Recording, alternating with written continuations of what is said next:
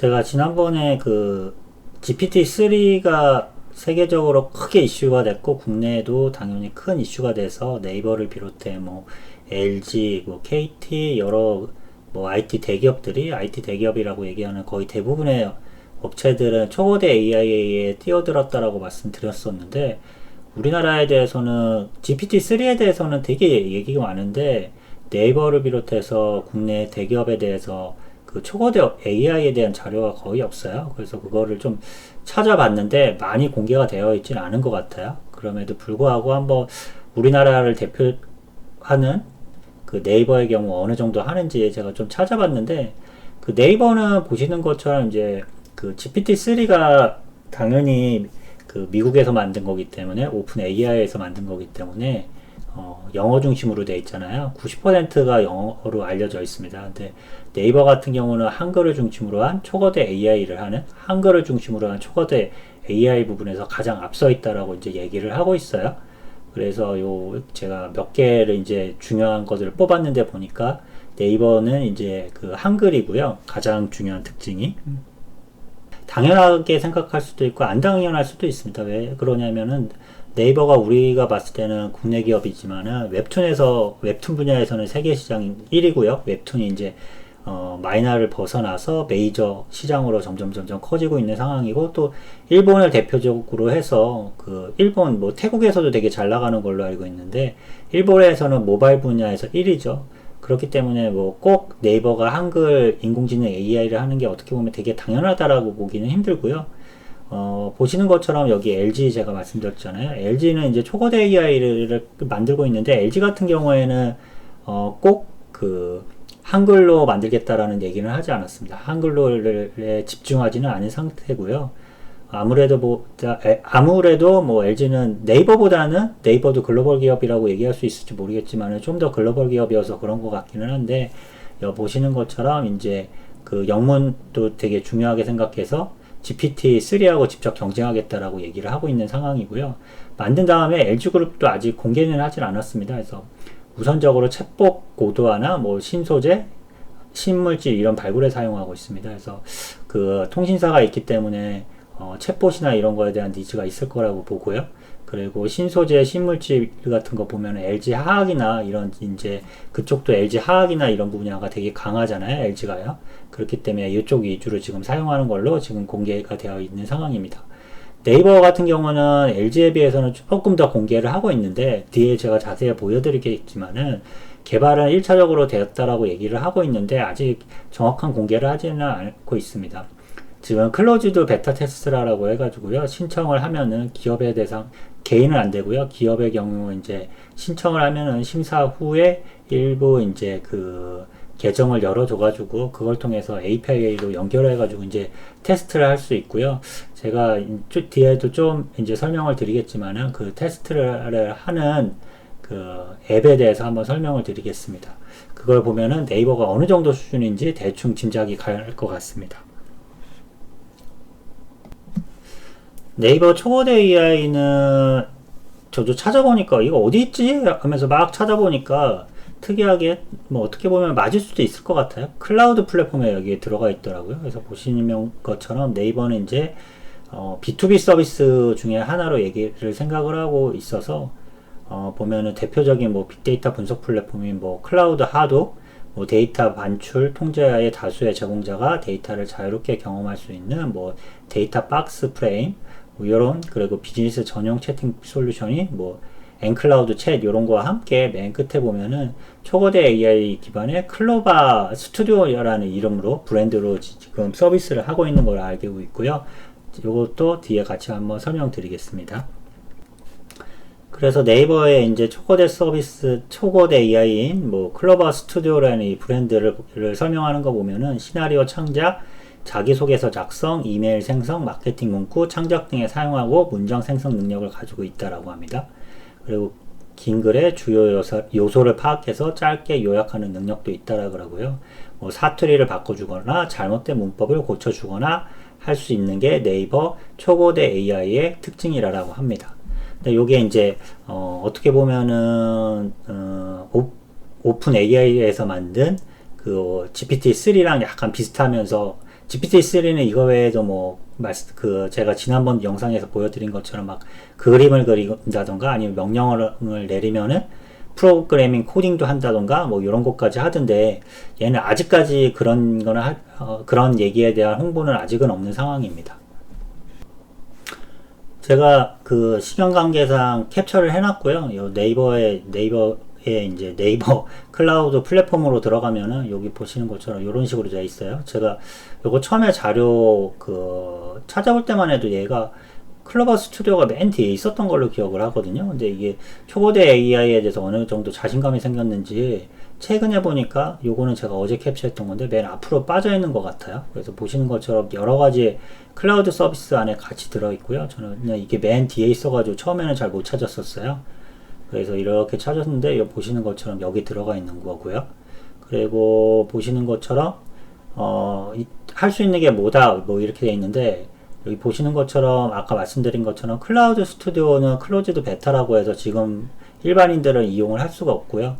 기업의 같은 경우 되게 보수적으로 지금 테스트가 진행 가능한 걸로 알고 있습니다. 그리고 여기 보시는 것처럼 할 수 있는 게 뭐 셀럽 말투 따라하기, 마케팅 문구 생성하기, 뭐 역사적 인물과 대화하기, 기획전 구성하기, 뭐 이런 것들을 할 수 있다라고 얘기를 하고 있고요.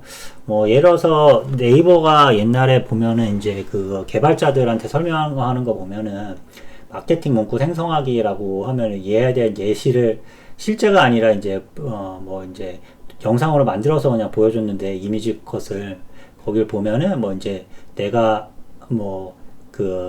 마케팅을 하고 싶다라는 키워드를 몇 개를 누르면은 그거에 대해서 마케팅 문구를 만들어주고 이렇게 마우스를 이렇게 끌어다가 놓거나 이런 식으로 쭉 당겼다가 놨거나 뭐 이렇게 해가면서 좀 자기의 스타일이나 이런 거를 조정해가면서 마케팅 문구를 만들 수 있게 만들었는데 요것도 아직까지 정확하게 공개된 거는 없는 것 같습니다.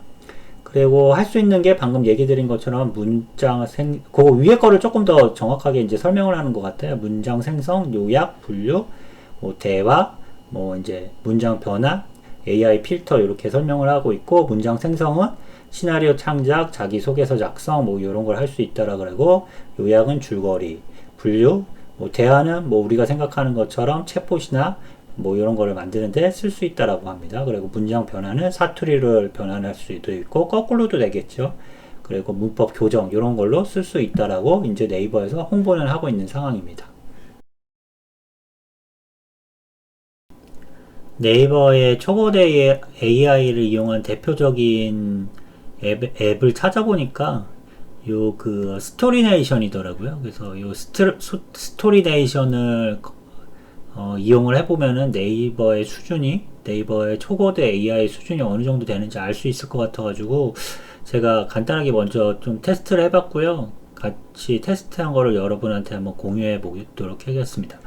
이게 접속한 거고요. 보시는 것 같이 이제 스토리네이션 뭐 이렇게 공모전 뭐 이런 것들도 보이고 뭐 이런데 뭐 하여튼 요거 생략하고 들어가시면은 아직은 뭐 많은 사람들이 이용하는 것 같지는 않아요. 그리고 보시는 것 같이 이제 뭐를 설명을 드려야 될까?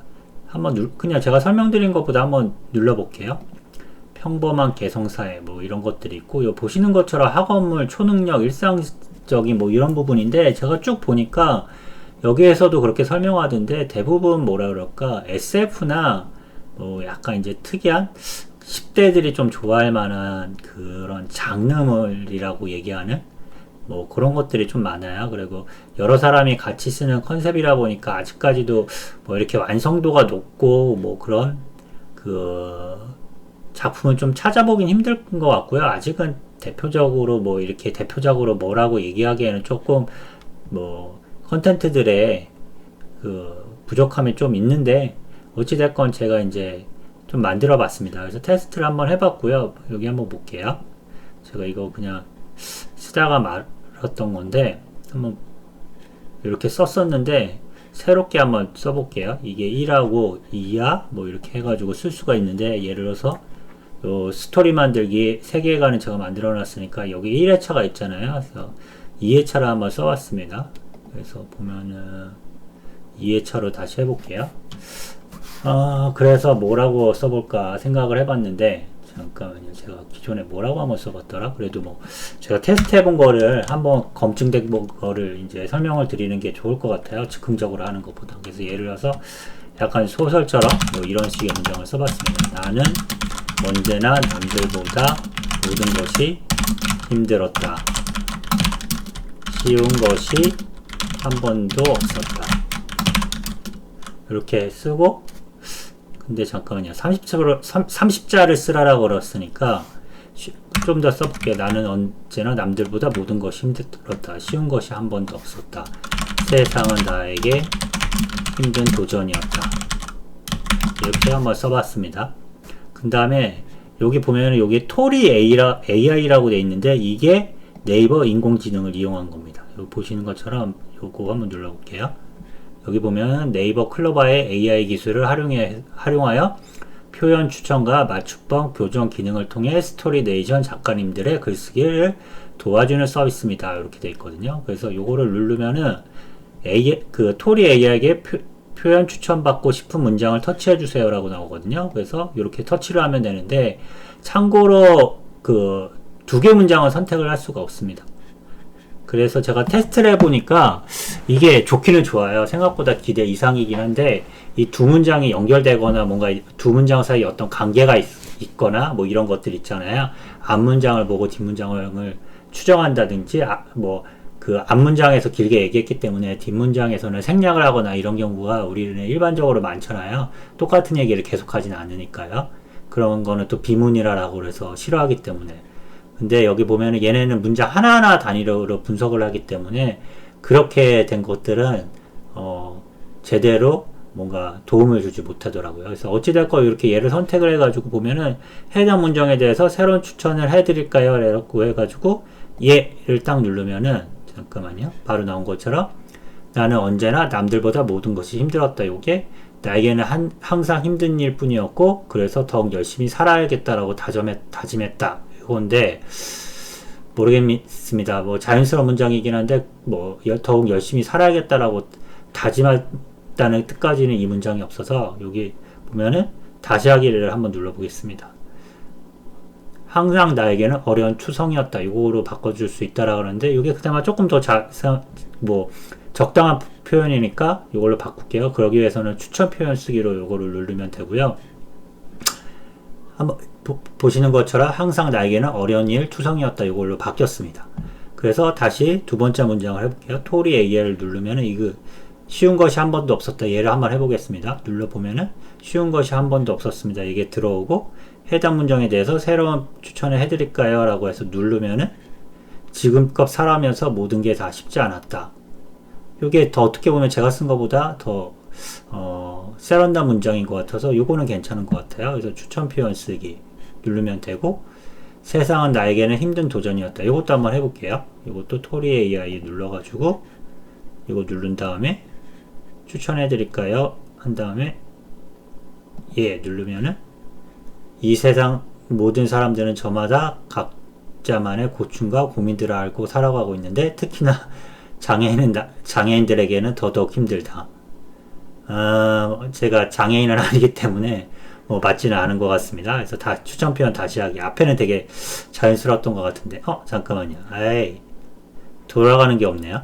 잘못 눌러가지고 다시요. 그러면은 취소 기능이 없는 것 같습니다. 봅시다.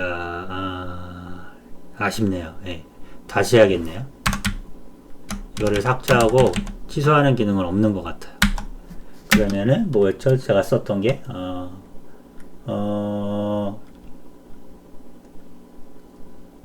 쉬운 것이 한 번도 없었다. 이거죠? 이거를 다시 한 다음에 토리 AI 누르고 해볼까요? 쉬운 것이 한 번도 없었다. 이건 똑같이 나오네요. 다시요. 추천 표현 쓰기.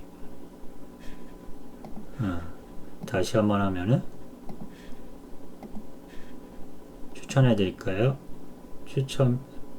세상에는 언제나 그랬듯 항상 쉽고 편한 날들은 없는 것 같다.